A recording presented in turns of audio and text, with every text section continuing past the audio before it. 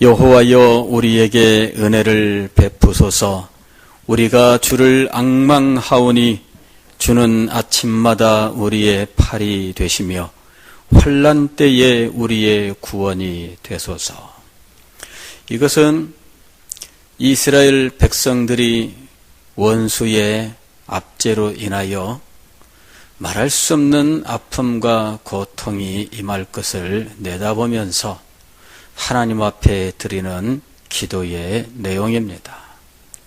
하나님 앞에 간절한 소원을 가지고 하나님 앞에 뜨겁게 간구하는데 그들을 괴롭히는 원수가 그들에게 다가오고 있습니다.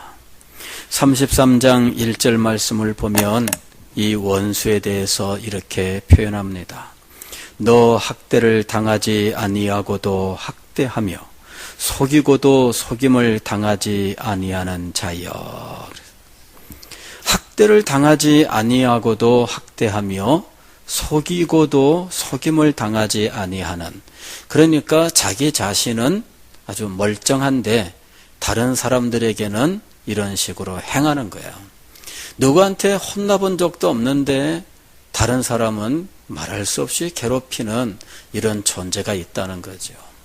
이것이 역사 속에 이스라엘의 원수가 되었던 이 바벨론에 대한 이야기입니다. 바벨론은 이스라엘을 멸망시키는 존재입니다. 그런데 그것에 대한 예언의 말씀 속에서 정말 그 고통과 그 압제 속에서 우리가 어떻게 해야 할지를 보여주는 것이 이 예언의 말씀인 겁니다. 그런 속에서 어떻게 해야 할 것이냐? 당연히 기도해야 할 것이다.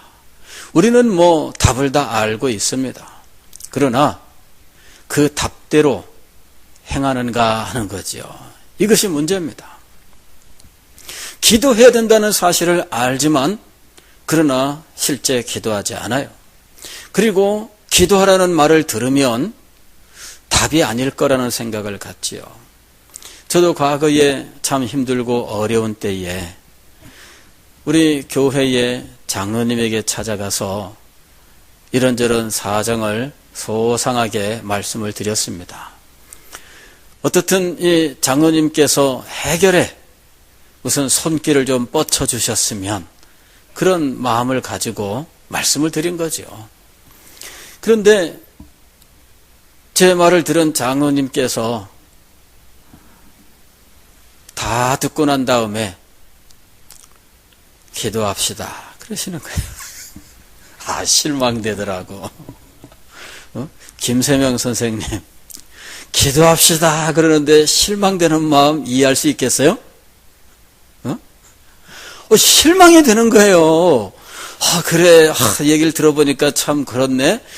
이거 내가 도움이 될 거 없을까? 이렇게 좀 나오시면은, 내가 참 그래도 괜찮았을 텐데, 기도합시다. 그러시는 거예요. 그래서, 이 순간 당황스러웠어요. 이거 뭐지? 그런 생각이 들었어요. 그런데 이 장로님이 기도하시면서 눈물을 흘리시고 콧물을 훌쩍훌쩍 하시면서 간절하게 기도해요. 저를 위해서, 문제를 위해서 간절하게 기도를 하시는데 저는 마음속에 감동이 안 오고 쌩쌩한 거예요. 뭐지? 그런데 말이죠. 나중에 제가 알았어요. 장로님이 그때 기도하신 대로 다 응답이 됐어요. 할렐루야. 예. 지금 당장 도움이 필요해? 그러면서 도움의 손길을 베풀 수 있겠죠. 그러나 정말 근본적인 도움, 그리고 가장 큰 도움은 무엇이냐는 거죠. 그리고 문제 해결을 위하여 무엇이 가장 좋은 길이겠느냐 하는 것이죠. 제가 생각했던 것하고 달랐어요. 물론 저도 누구에겐가 말할 때에는 기도해야 돼 말을 했겠죠. 그러나 그게 막상 나의 문제가 되면 그렇게 되지 않는다는 거죠. 이게 제가 가지고 있었던 문제였어요. 그 후에 벌써 많은 세월이 흘렀습니다만은 우리 성도 여러분들도 제가 과거에 겪었던 이런 상황을 그대로 보여주고 있는 경우들이 많더라 하는 거예요. 저도 역시 배운 대로 우리 성도 여러분들이 어려울 때에 저도 당연히 기도합시다. 그렇게 얘기하는 거예요. 왜? 제가 그렇게 배웠습니다. 아니, 그렇게 배울 당신은 저 자신도 그렇게 하는 일들이 황당하기도 하고 왜 직접적으로 도움을 안 줄까 이런 생각을 했었어요.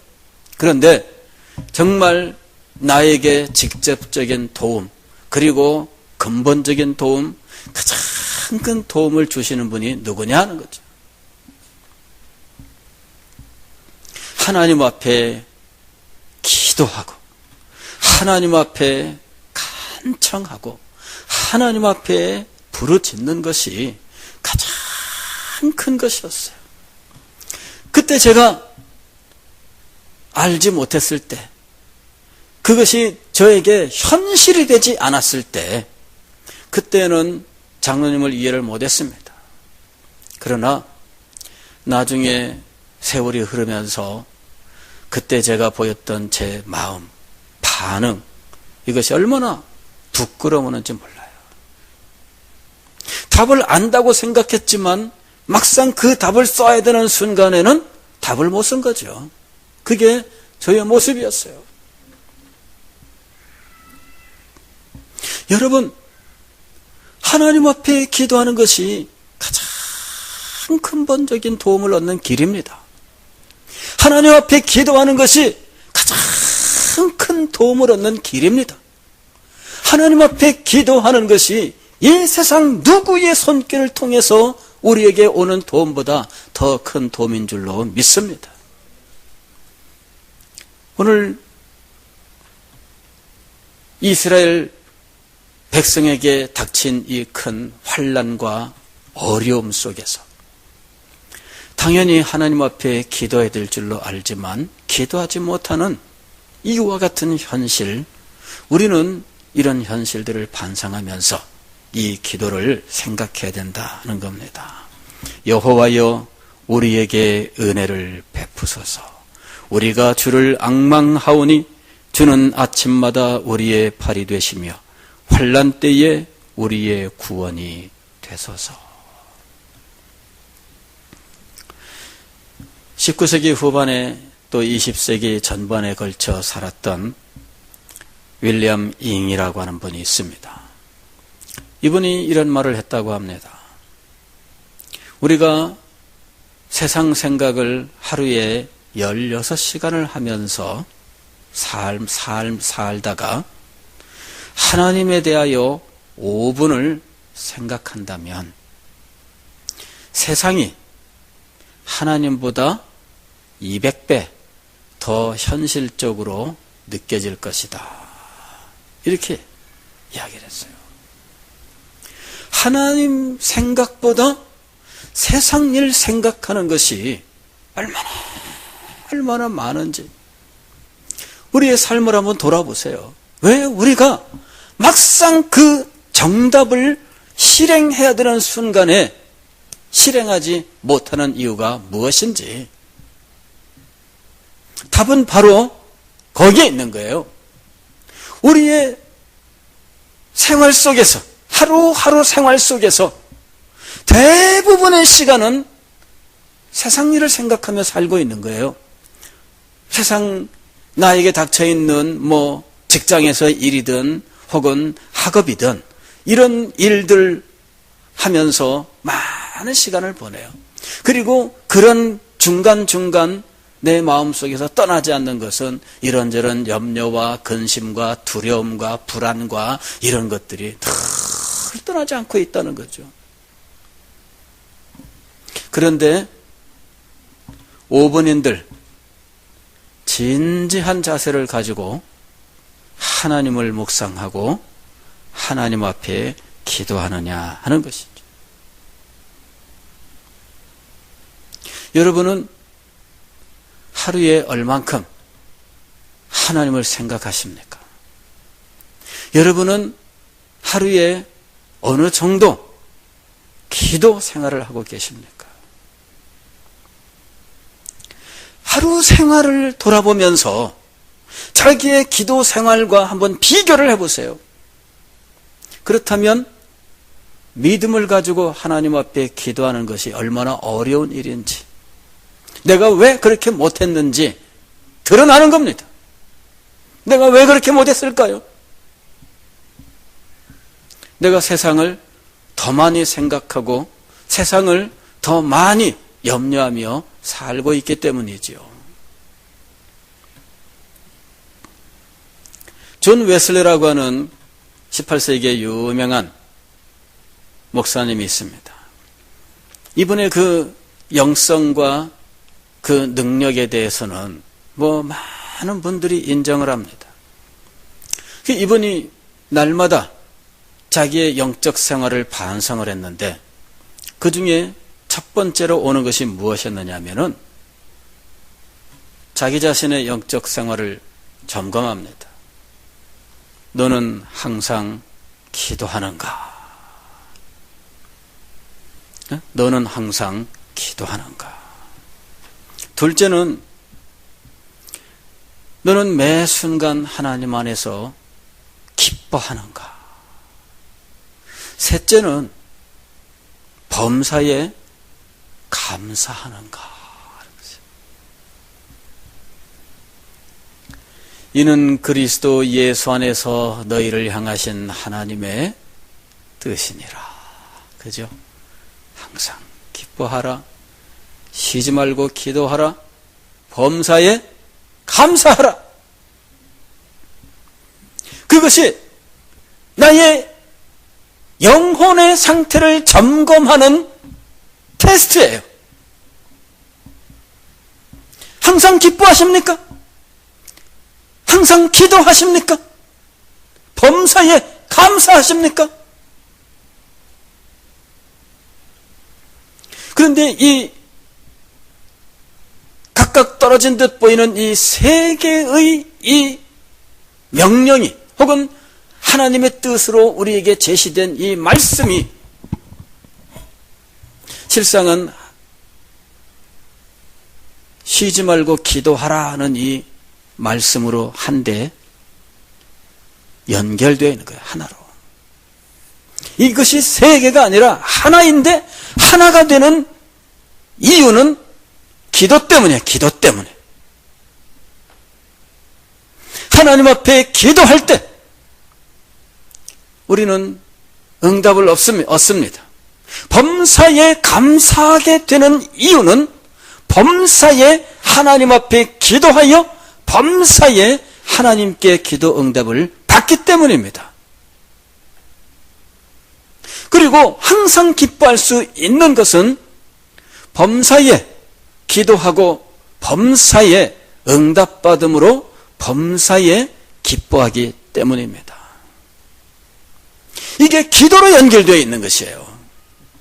기도하지 않는 사람은 진정으로 주님 안에서 기뻐할 수 없습니다. 기도하지 않는 사람은 진정으로 범사에 감사할 수 없습니다. 기도해야 범사에 감사할 수 있고, 기도해야 항상 기뻐할 수 있는 것입니다.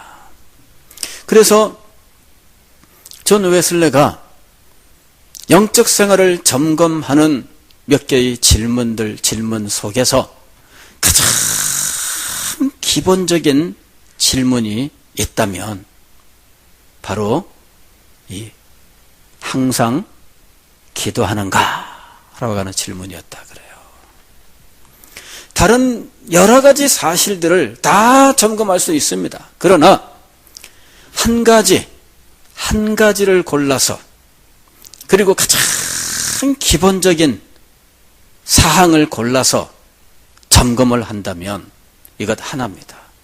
항상 기도하는가? 항상 기도하는가? 이 부분이 무너지면 다 무너집니다.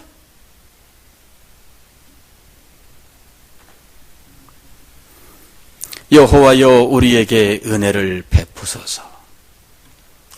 어려움과 난관과 압제하는 자가 나타났을 때 우리는 여호와의 은혜를 간구해야 됩니다.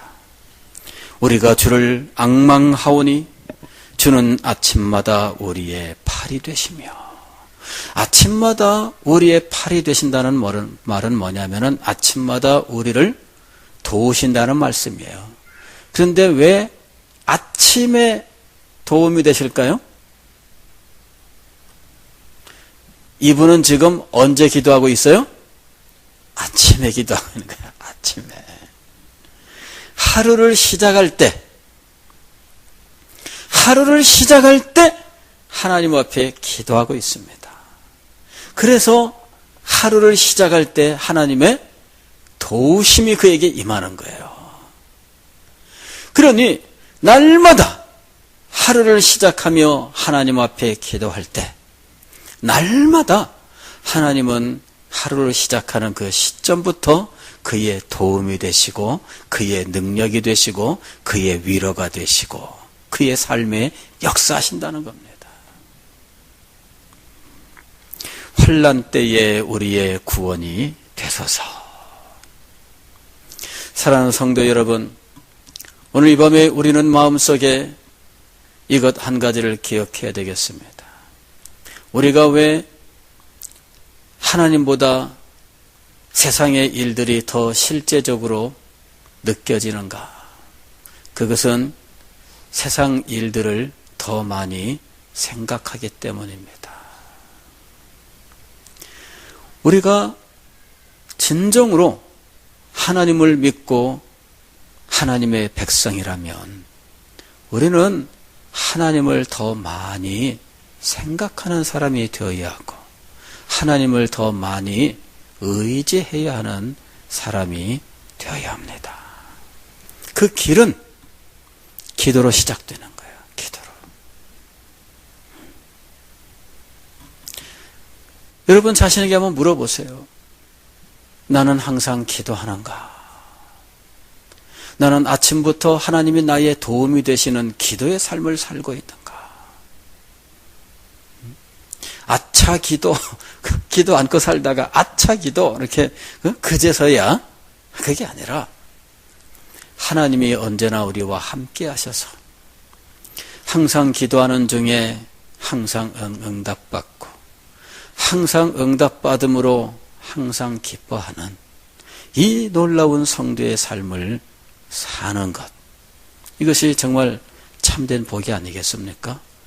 오늘 이 밤에 항상 기도하는 삶을 새롭게 결심하시기를 바라고, 항상 기도하되 하나님을 세상보다 더 많이 생각하고 하나님을 세상보다 더 사랑하는 자리에 나가시길 바랍니다. 그렇다면 여러분, 이 세상에서 무서울 것 없습니다. 이 세상에서 두려워할 것 하나 없습니다.